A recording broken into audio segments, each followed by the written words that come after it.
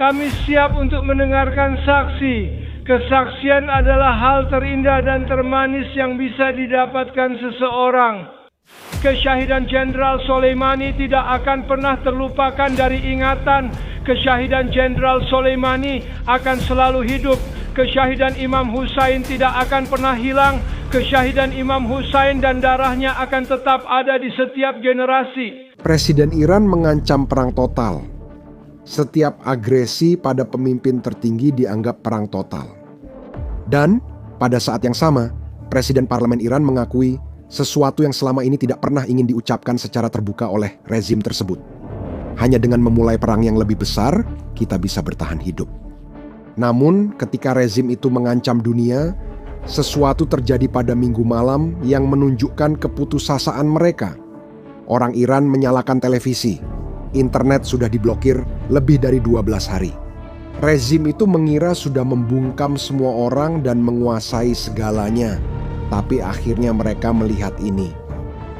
Peretas-meretas televisi nasional Iran bukan hanya satu saluran, tetapi beberapa saluran yang berbeda. Dan ketika orang-orang mencoba mengganti saluran, pesan itu ada di mana-mana. Rezim Islam sedang runtuh, hidup Iran mati bagi sang diktator. Lalu, sesuatu yang tak terduga muncul, gambar Reza Pahlavi, putra mantan Syah, dan dia berbicara langsung kepada angkatan bersenjata. Mundurlah, berhenti menembak rakyat, lawan rezim. Sekarang, luangkan waktu untuk berpikir. Internet diblokir, pengawasan total dilakukan. Meskipun begitu, mereka berhasil. Tapi bagaimana mereka bisa melakukannya dengan baik? Apa yang akan kami tunjukkan berikutnya akan mengejutkanmu, karena pertasan ini hanyalah bagian dari sesuatu yang lebih besar. Dan untuk memahami arti sebenarnya dari ancaman perang total ini, kamu perlu melihat apa yang sedang terjadi sekarang di dalam Iran. Tetap tonton, kami akan jelaskan semua detailnya. Pertama, mari kita bicara tentang ancaman ini. Apa sebenarnya yang diusulkan oleh rezim tersebut? Presiden Parlemen Iran sangat spesifik, sangat rinci, dan ketika Anda mendengar kata-katanya, Anda akan menyadari sesuatu. Dia berkata, "Kami sadar sedang menghadapi perang yang bertujuan menyingkirkan kami dari kekuasaan. Dan satu-satunya cara menang adalah mewujudkan ancaman kami." Ancaman-ancaman yang selama perang 12 hari antara Israel dan Iran pada bulan Juni lalu sudah siap, tetapi tidak dijalankan. Biar saya terjemahkan itu untuk Anda. Mereka mengatakan, mari kita serang Teluk Persia, mari kita bom ladang minyak Arab Saudi, Uni Emirat Arab, dan Qatar.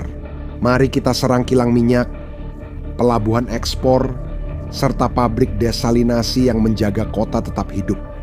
Itu tidak akan cepat, bisa berbulan-bulan, rudal dan serangan tanpa henti, hingga harga minyak melonjak dan ekonomi dunia panik. Mereka menyebut ini strategi kemenangan. Namun analis militer melihat hal berbeda. Karena ketika sebuah pemerintah mengatakan bahwa satu-satunya cara untuk bertahan hidup adalah melalui perang, mereka tidak menunjukkan kekuatan, mereka menunjukkan keputusasaan. Coba pikirkan bersama saya.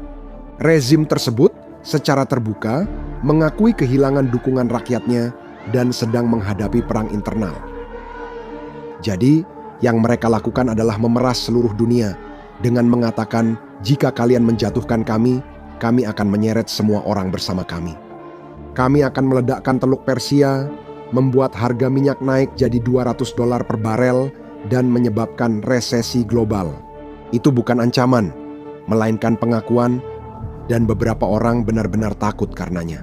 Negara-negara Teluk, saya sedang berbicara tentang Arab Saudi, Uni Emirat Arab, Qatar.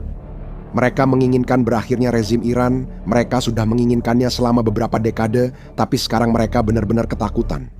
Karena rezim yang putus asa, rezim yang merasa tercekik, benar-benar bisa melakukan itu, bisa menembakkan ratusan rudal ke ladang minyak mereka, ke kota-kota mereka, sebagai aksi balas dendam terakhir.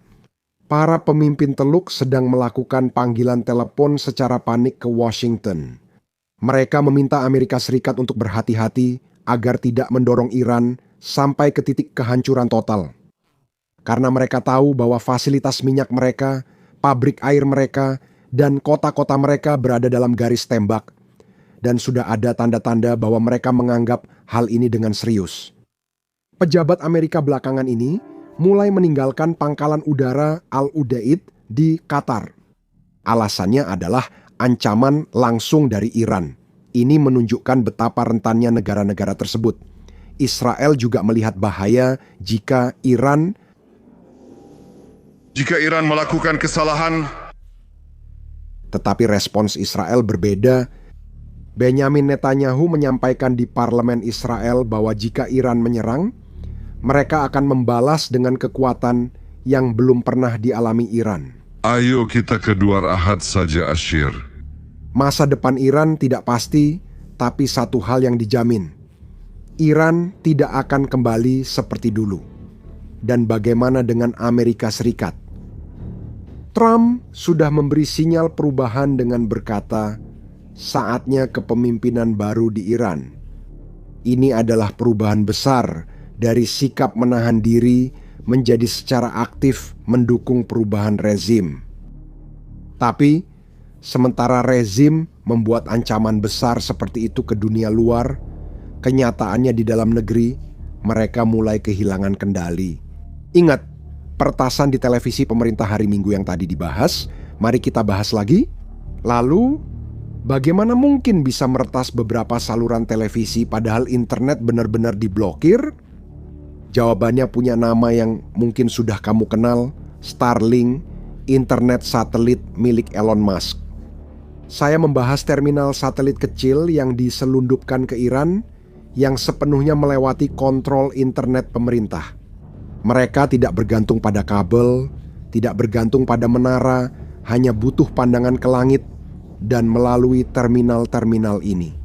Perlawanan tidak hanya meretas televisi pemerintah, mereka juga membocorkan video pembantaian ke dunia luar. Rezim membangun apa yang mereka anggap sebagai tembok digital yang sempurna. 12 hari pemadaman total 80 juta orang tanpa internet dan komunikasi. Tapi teknologi menemukan celah dan itu memiliki implikasi yang sangat besar.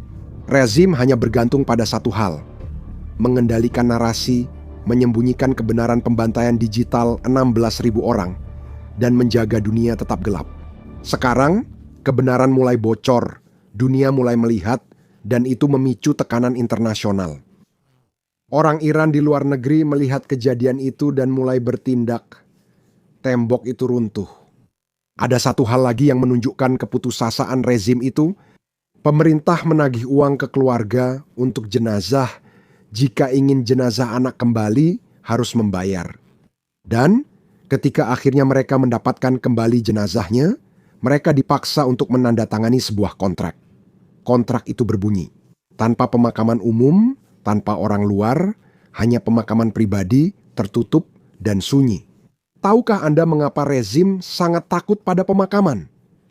Di Iran, pemakaman memiliki kekuatan politik nyata. Ada tradisi yang disebut Arbaen, yaitu 40 hari setelah seseorang meninggal, keluarga dan komunitas berkumpul untuk berduka bersama. Ini upacara suci yang dihormati berabad-abad. Jika ada 16.000 sampai 20.000 orang meninggal, Anda tahu artinya. Dalam beberapa minggu ke depan, akan ada Arbaen yang berlangsung di seluruh Iran, ribuan di antaranya secara bersamaan. Dan rezim itu mengingat peristiwa tahun 1970 dan 900. 3089. Saat pemakaman berubah jadi protes menimbulkan kematian, dan kematian menyebabkan pemakaman baru. Sebuah siklus yang saling memberi makan, sebuah siklus yang menjatuhkan teh. Mereka berusaha menghentikan siklus ini sejak awal. Tapi kamu tidak bisa memeras semua keluarga, tidak bisa menekan semua Arbaen, tidak bisa mengubur 16.000 orang secara diam-diam. Sebenarnya, siklus itu sudah dimulai. Ada seorang pria di balik semua ini yang harus kamu kenal. Ali Larihani. Dia adalah sekretaris Dewan Keamanan Nasional tertinggi dan dia adalah arsitek perencana, orang yang merancang pembantaian pada tanggal 8 dan 9 Januari. Larihani belajar sejarah, khususnya peristiwa lapangan Tiananmen tahun 1989. Dia menganalisis bagaimana pemerintah Tiongkok menumpas protes, membunuh ratusan atau ribuan orang, dan meneror penduduk agar diam. Bertahun-tahun kemudian, mereka membuka ekonomi dan Tiongkok tetap berkuasa. Itulah rencana Larihani untuk Iran. Melakukan pembantaian, meneror, menunggu, lalu meliberalisasi ekonomi secukupnya agar orang-orang melupakan riset ala Tiongkok. Larihani yakin rezim Islam adalah masa depan terbaik Iran dan tak ada cara lain yang lebih baik untuk memerintah negara itu. Namun ada ironi yang sangat absurd hingga terasa seperti fiksi. Putrinya tinggal di Amerika Serikat dengan visa.